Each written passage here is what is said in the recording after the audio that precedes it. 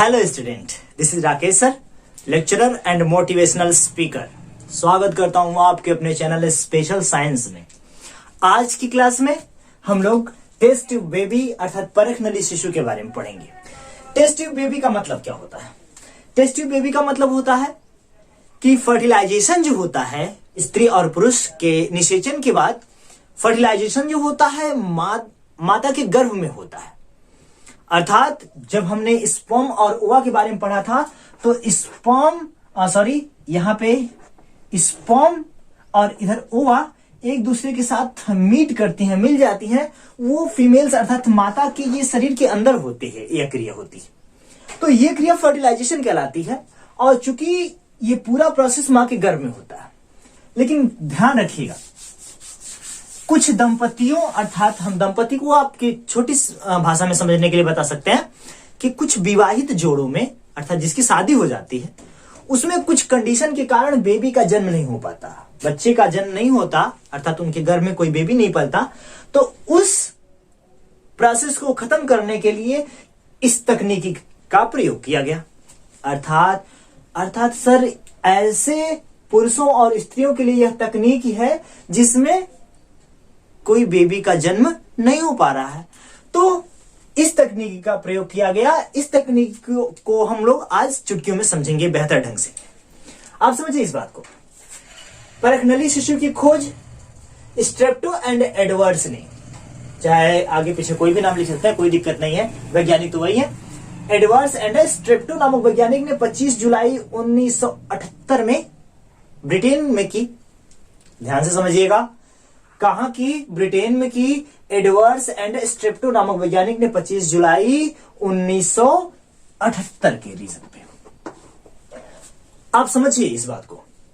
अर्थात इनके प्रयासों से उन दंपतियों में बेबी की को जन्म दिया जा सकता है जिनमें बेबी की उत्पत्ति नहीं हो पा रही है।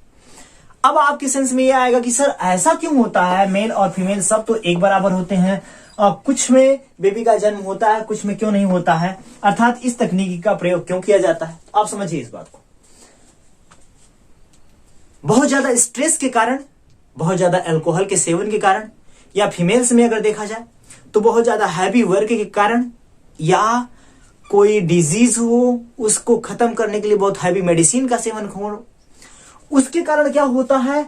जो स्पर्म होते हैं मानव में अर्थात मेल में, या तो ओवरी फीमेल में, इसे मैं एफ कर दे रहा हूं और इसे एम कर दे रहा हूं, दोनों में से कोई एक चीज निष्क्रिय हो जाती है। निष्क्रिय का मतलब मैंने आपको पिछली वीडियो में बताया था स्पर्म के बारे में। स्पर्म जब एक्टिव होता है तो निषेचन के बाद माता के गर्भ में जाते हुए आपको ऐसे बताया गया था कि कुछ इस तरह से यूट्रस होता है, मां का गर्भ होता है, ये फेलोपियन ट्यूब होती है, ये ओवरी होती है, ये फिम्बरी होती है। ये सारी चीजें आपको पिछले वीडियो में सब बताई गई थी। और निषेचन यहां से अगर होता है तो निषेचन के बाद स्पर्म, ये वाले स्पर्म एंट्री करते हैं और मां के गर्भ में जो ओवा बनी हुई है इससे जाके फ्यूज हो जाते हैं। लेकिन सपोज दैट आप सोचिए कि बहुत ज्यादा स्ट्रेस या मेडिसिन या अल्कोहल के सेवन से ये एकदम इनमें एनर्जी कम हो जाए, निष्क्रिय हो जाते हैं, तो ये वेजाइना से होते हुए यूट्रस से होते हुए फेलोपियन ट्यूब में पहुंचते ही नहीं है। जब नहीं पहुंचते तो फर्टिलाइजेशन नहीं होता है। ओवरी चाहे जितनी एक्टिव हो, ओवा चाहे जितनी एक्टिव हो, कोई निषेचन नहीं, कोई फर्टिलाइजेशन नहीं, तो कोई बेबी का फॉर्मेशन भी नहीं होता। ये मैक्सिमम कंडीशन में ऐसा देखने को मिल रहा है। बहुत हैवी वर्क के कारण, बहुत फ्रस्ट्रेशन स्ट्रेस के कारण, या बहुत हैवी मेडिसिन के कारण ये रीजंस क्रिएट हो जाते हैं। चाहे तो ओवा फीमेल्स में ओवरी निष्क्रिय हो जाती है, चाहे तो मेल्स में स्पर्म निष्क्रिय हो जाते हैं। भाई अगर कोई भी निष्क्रिय हो गया तो उसका मिलन नहीं हो पाएगा, और मिलन नहीं हो पाएगा तो मां के घर में कोई बेबी का फॉर्मेशन नहीं होगा। तो इन कंडीशन में इनको फर्टाइल होने के लिए इस तकनीकी की प्रयोग की गई, अर्थात टेस्ट ट्यूब बेबी का प्रयोग किया गया। अब बातें आई होप क्लियर होंगी। किसने खोज की बाबू? एडवर्ड्स एंड स्ट्रेप्टो नामक वैज्ञानिक ने 1978 में की। और इनके प्रयासों से एक पहली बेबी को जन्म दिया गया और पहली बेबी का नाम था लूसी जॉय ब्राउन। क्लियर रखिएगा, दो ही नाम तो याद किए अभी तक भैया, एक एडवर्ड्स एंड स्ट्रेप्टो और जो इनके प्रयासों से बेबी ने जन्म लिया वो थी Lucy Joy brown. Lucy Joy brown को जन्म दिया गया एक टेस्ट ट्यूब बेबी की तरह से, अर्थात परखनली शिशु के द्वारा। अभी आप परखनली शिशु जाने नहीं है क्या हो रहा है, अभी मैं इसके बारे में बता रहा हूं। 2 मिनट लगेगा उसको समझने में, ध्यान से समझिए। लूसी जॉय ब्राउन एक बच्ची ने जन्म लिया और वो धीरे धीरे बड़ी हो गई। 2004 में उसका विवाह किया गया और विवाह के बाद प्राकृतिक विधि से इस लूसी जॉय ब्राउन ने एक नए बच्चे को जन्म दिया, न्यू बेबी को जन्म दिया, न्यू बेबी। और देखा गया प्राकृतिक विधि से जो जन्म हुआ, जो नया बेबी जन्म लिया किसके द्वारा, लूसी जॉय ब्राउन के द्वारा, तो देखा गया कि भाई कोई प्रॉब्लम तो नहीं ना इस बेबी में। तो देखा गया कि कोई प्रॉब्लम नहीं है, फर्स्ट क्लास एकदम, जैसे ह्यूमन बीइंग का एक बच्चा होता है, जो गुण होने चाहिए सेम वो गुण न्यू बेबी में ओरिजिनेट हुए। और इसके बाद से तो परखनली शिशु का बहुत ज्यादा बोलबाला हो गया, इसमें बहुत ज्यादा प्रोग्रेसिंग हुई। अब आप समझिए परखनली शिशु होती क्या है। इसको इरेज कर दे, आप स्क्रीनशॉट ले लीजिएगा या तो पेन डाउन कर लीजिएगा, बहुत बेहतर हो जाएगा आपके लिए। केवल 2 ही नाम याद रखने हैं। एक लूसी जॉय ब्राउन बच्ची, 2004 में उसकी शादी हुई और उसने नए बेबी को जन्म दिया। और इसकी खोज एडवर्ड सैमुअल स्ट्रेप्टो नामक वैज्ञानिक ने 1978 में की। इतना ही याद रखना है अभी तक। अब आप चलने वाले हैं कहां, परखनली शिशु के तकनीक के बारे में जानने के लिए। अब आप समझिए, मैंने एक बीच में पॉइंट रख रखा है, इसको इरेज नहीं किया। फीमेल्स में एक मेंस्ट्रुअल साइकिल होती है, मैं इसको इरेज कर देता हूं। फीमेल्स में एक मेंस्ट्रुअल साइकिल होती है। आपने ये वाला प्रोसेस बना के रखा होगा, मैंने इसको कई बार बनाना और पढ़ाना सिखाया है कि ये 1 मिनट में बन जाता है। ये फीमेल जेनिटल ऑर्गन्स है, अर्थात फीमेल रिप्रोडक्टिव ट्रैक है। और यहां से ये मां का यूट्रस है, ये यूट्रस की गर्भाशय की दीवारें थी, ये फेलोपियन ट्यूब था, यहां ओवा था। मैं एक ही तरफ बना रहा हूं ताकि आपका टाइम थोड़ा सा बच जाए। ये ओवरी थी, क्या थी बाबू, ओवरी थी। और ओवरी में एक एमसी साइकिल अर्थात एक मेंस्ट्रुअल साइकिल द्वारा एक ओवा का फॉर्मेशन, एक अंड का फॉर्मेशन, जिसे हम ओवा कहते हैं, अंड का फॉर्मेशन होता है।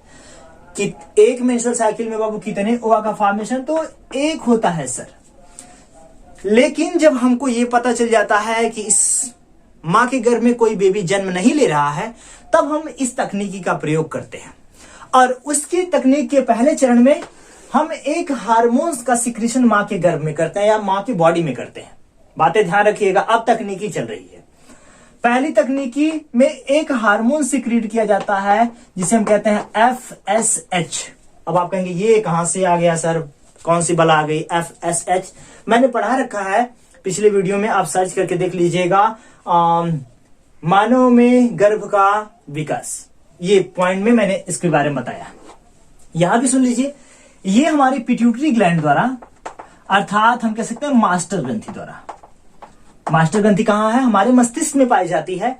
और मस्तिष्क में 3 ग्रंथियां होती है, एक पिट्यूटरी ग्रंथि, उसी को हम उसी को हम कहते हैं पिट्यूटरी। और उसके बाद एक और होती है हाइपोथैलेमस, और एक पीनियल होती है। ध्यान रखिएगा, कभी कभी पॉइंट दिमाग से स्किप कर जाती है, हट जाती है। मास्टर ग्रंथि जिसे हम पिट्यूटरी ग्रंथि कहते हैं, और पिट्यूटरी ग्रंथि को हम मास्टर इसलिए कहते हैं क्योंकि वो पूरे ग्लैंड्स को कंट्रोल करके रखती है। मास्टर क्या करता है भाई, सबको क्या करता है, कंट्रोल करके रखता है ना। ठीक उसी तरह से हाइपोथैलेमस जो होती है वो पिट्यूटरी के आसपास पाई जाती है, वो मास्टर ऑफ मास्टर कहलाती है। क्यों, क्योंकि मास्टर ग्रंथि को खुद कंट्रोल करती है ना। अर्थात हाइपोथैलेमस मास्टर ऑफ मास्टर कहलाती है। अब आते हैं पिट्यूटरी के पास। ज्यादा ब्रॉड करेंगे तो वीडियो थोड़ा सा लॉन्ग हो जाएगा, आपको भी मजा नहीं आएगा। FSH अर्थात बहुत सारे हार्मोन्स पिट्यूटरी द्वारा, बहुत से मास्टर ग्रंथि से बहुत से हार्मोन्स निकलते हैं, लेकिन यहां हमको काम है FSH अर्थात फॉलिकल स्टिमुलेटिंग हार्मोन्स। बाबू फिर से, follicle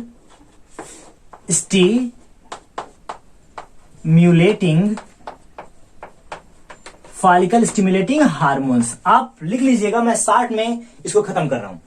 FSH follicle stimulating hormones का इंजेक्शन तैयार करके फीमेल्स की बॉडी में अर्थात माता की बॉडी में लगा दिया जाता है।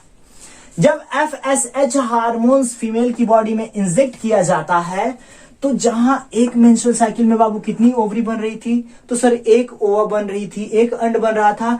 जब इस हार्मोन्स को इंजेक्ट कर दिया जाता है तो नियर अबाउट 20 या उससे भी अधिक ओवा का फॉर्मेशन होने लगता है। कहां पे होता है बाबू? ओवरी में होता है। अभी कितना हो रहा था? एक हो रहा था, लेकिन किसको लगा दिए? FSH को लगा दिए, इंजेक्ट कर दिए, फॉलिकल स्टिमुलेटिंग हार्मोन्स को इंजेक्ट कर दिए, अब 20 ओवरी बन गई।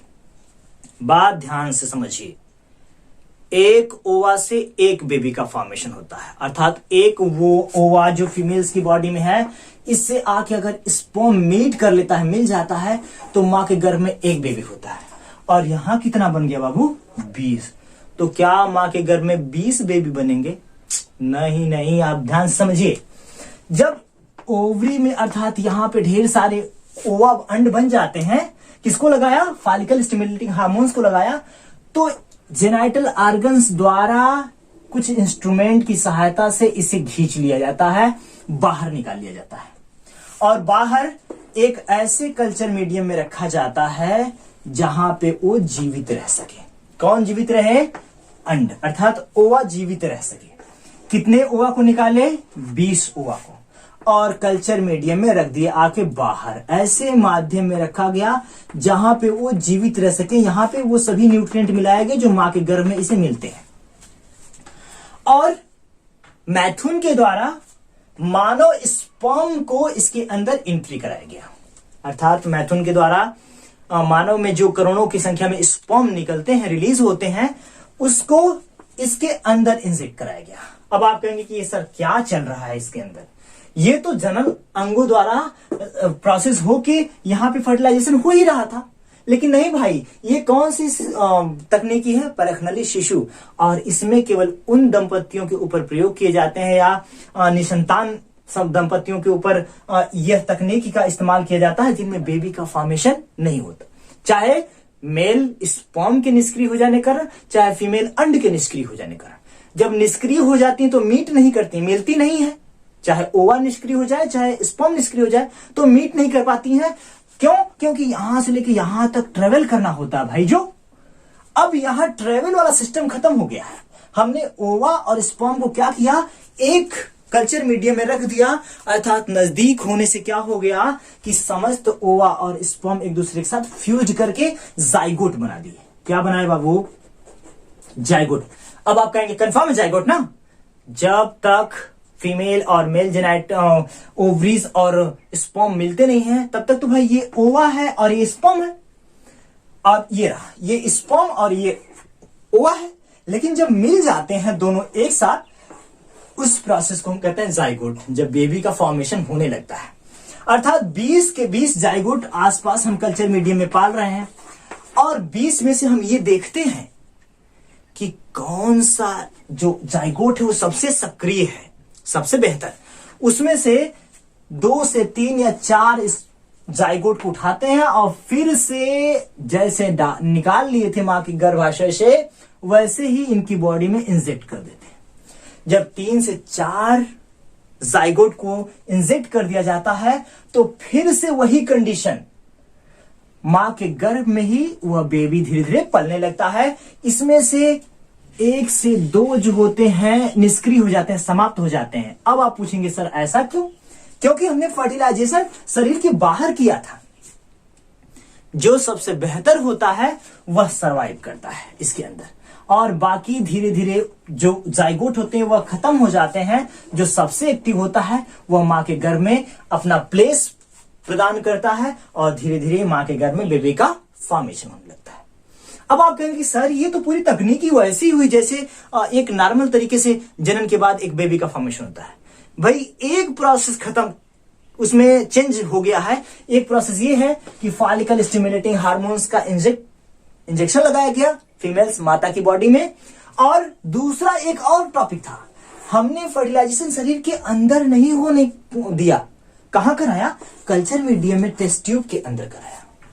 अब चूंकि फर्टिलाइजेशन निषेचन शरीर से बाहर होता है, एक टेस्ट ट्यूब में होता है, तो इसलिए हम इसे कहते हैं टेस्ट ट्यूब बेबी।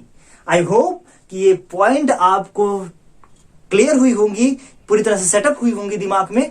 अगर नहीं समझ में आया होगा तो फिर से याद कर लीजिएगा। बस एक ही टॉपिक है, फॉलिकल स्टिमुलेटिंग हार्मोन्स का इंजेक्शन लगाया जाता है, बहुत से ओवा को निकाल कर अलग से कल्चर टेस्ट ट्यूब में कल्चर कराया जाता है, और वंस अगेन जो जाइगोट सबसे सक्रिय होता है उसको उठाकर वंस अगेन माता के गर्भ में अप्लाई कर दिया जाता है। बस इतना ही प्रोसेस है। इतने प्रोसेस को ध्यान से समझेंगे, चुटकियों में आ जाएगा, कोई डाउट्स नहीं रहेगा। बातें क्लियर? तो जम के पढ़ाई करिए, बेस्ट करिए, अच्छे तरीके से रहिए, अपने स्वास्थ्य का ध्यान भी रखिए। वीडियो को देखने के लिए, अपने दोस्तों तक भेजने के लिए, मुझे लाइक करने के लिए आपको बहुत बहुत thank you for watching. Best of luck.